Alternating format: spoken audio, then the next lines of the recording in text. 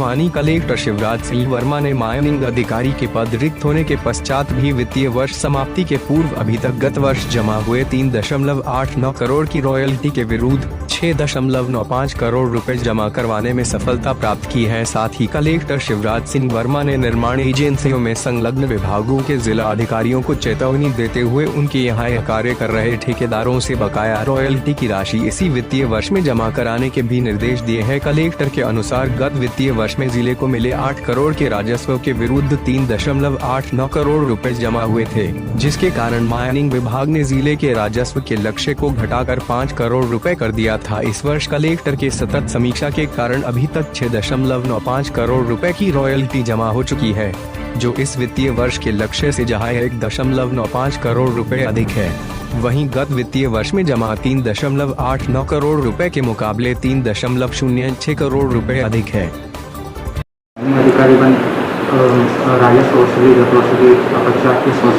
किस तरह की मेहनत? ये सही है कि हमारे ज़िले में अभी माइनिंग ऑफिसर लगभग 1-1.5 महीने से कोई नहीं है और इस वर्ष हम लोग वसूली का काफ़ी प्रयास किया हुआ। हमारे यहाँ गत वर्ष हमारा करीब 3 करोड़ 89 लाख रुपया वसूल हुआ था और गत वर्ष हमारा लक्ष्य 8 करोड़ का था।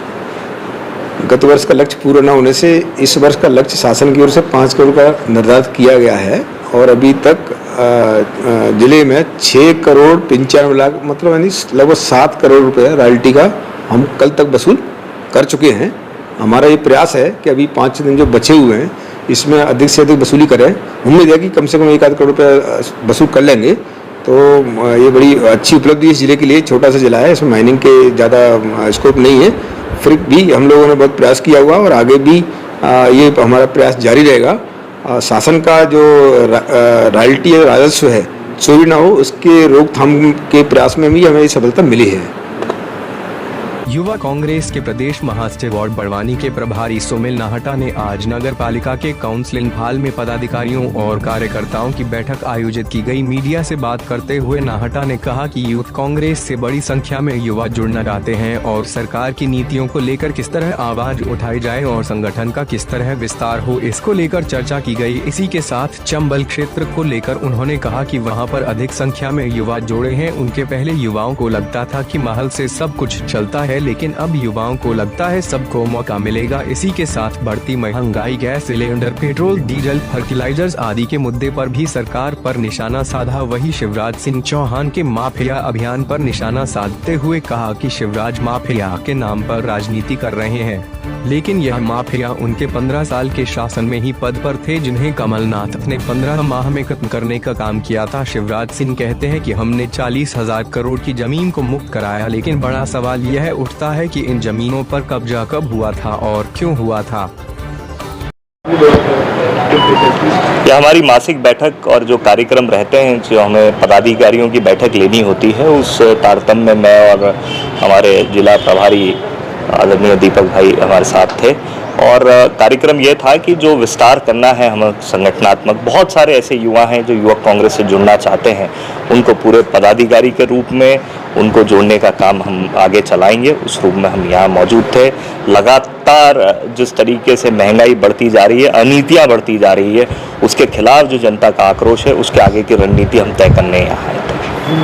जाने के बाद युवाओं का रुझान कम है कांग्रेस पार्टी में आने के लिए? कतई नहीं है भैया। आप चंबल साइड देखोगे, इस तरीके से जो युवा कार्यकर्ता कहीं ना कहीं मुखर नहीं हो पाता था, वो ये समझता था कि महल से राजनीति चलेगी, वो आज अपने आप को स्वतंत्र महसूस करता है। वो महसूस करता है कि आप कोई उसके टैलेंट को देखने वाला है, उसकी उपयोगिता तय होगी और कहीं ना कहीं संगठन उस स्तर पर पहुंच पाया है जहां युवा जुड़ेंगे। और मैं आपसे कहना चाहता हूं, आने वाला समय देखिएगा, आज ही आप देख लीजिए ये छोटी सी बैठक में किस तरीके से युवाओं ने भागीदारी की है और लगातार ये युवक कांग्रेस का कारवां बढ़ता रहेगा। युवा लगातार भारतीय जनता पार्टी की अनीति के खिलाफ युवक कांग्रेस का साथ देते रहेंगे। भाजपा संगठन और कांग्रेस संगठन में ये देखने में आया कि जब भाजपा का संगठन कांग्रेस का संगठन नजर आता है। एक ही चीज में मजबूत है भैया कि हम झूठ नहीं बोल पाते, बार बार नहीं बोल पाते। कांग्रेस पार्टी की ये कमजोरी रही है कि हम झूठ बोलने में, अपने काम को गिनाने में कहीं ना कहीं पीछे रहे हैं। लेकिन मैं आपसे विश्वास कीजिएगा कि सत्य छुपता नहीं, झूठ को ही बार बार बोलना पड़ता है, सत्य को बार बार बोलने की आवश्यकता नहीं। लगातार हमारी जो संगठनात्मक कमजोरियां हैं उसको दूर करने का प्रयास करेंगे, जनता के बीच में विश्वास जीतने का प्रयास करेंगे। युवा आज जिस तरीके से बेरोजगारी का मुद्दा हो या महंगाई का मुद्दा हो, अन्य कोई मुद्दे हों, आज युवा किस तरीके से अपने आप को ठगा हुआ और ये महसूस करता है कि जिस भाव से वो भारतीय जनता पार्टी को केंद्र में और राज्य में लाया था, वो सब वादे खिलाफी भारतीय जनता पार्टी ने की। आने वाले समय में सरकार को घेरने के लिए किस तरह की रूपरेखा तैयार की जाएगी? लगातार ब्लॉक स्तर से लेकर चौपाल से लेकर भोपाल तक के कार्यक्रम तय हैं। युवक कांग्रेस के जो जनता को जोड़कर जन मुद्दों को बनाकर और जनता का साथ लेकर उन मुद्दों को मुखर किया जाएगा। लगातार जनप्रतिनिधियों को घेरा जाएगा। मैं 2 मुद्दे, आज ही डीएपी का मैंने सुना है कि 300 रुपये बढ़ा दिया गया है, फर्टिलाइजर जिस तरीके से, गैस की टंकी रोज महंगी होती जा रही है, पेट्रोल डीजल के दाम रोज बढ़ते जा रहे हैं, कोरोना केसेस में रोज वृद्धि हो रही है, कितनी अव्यवस्थाएं हैं।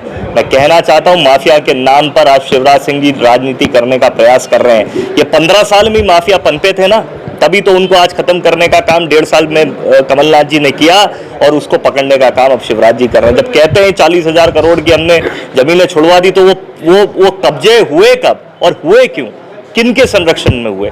ये सब बातों को लेकर जनता समझ चुकी है, अनीतियों को समझ चुकी है, भ्रष्टाचार को समझ चुकी है, अव्यवस्थाओं को समझ चुकी है।